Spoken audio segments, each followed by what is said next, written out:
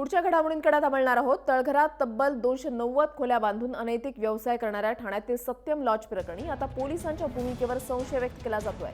त्याच वेळेला 290 नाही तर फक्त 51 रूम बेकायदा असल्याचा दावा आता पोलीस करतायत। त्यामुळे तळघरातील 290 खोल्या जमीनदस्त केल्याचा ठाणे महापालिकेचा दावा खरा की 51 खोल्यांचा पोलिसांचा दावा खरा असा प्रश्न आता उपस्थित होतोय।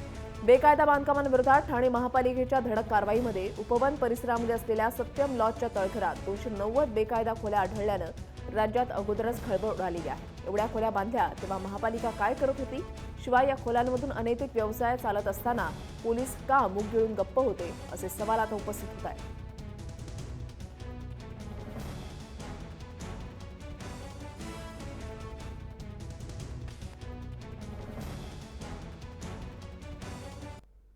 एकदमच आश्चर्यजनक पेक्षा पण काय शब्द वापरावे मला समजत नाही आहे।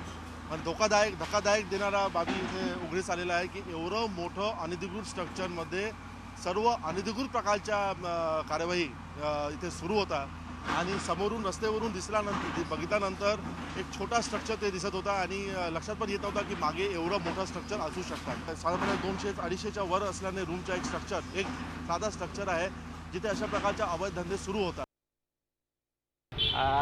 ह्या दृष्टिकोनातनं आपल्या स्थानिक पोलीस स्टेशनने इकडे पंचनामा केलेला।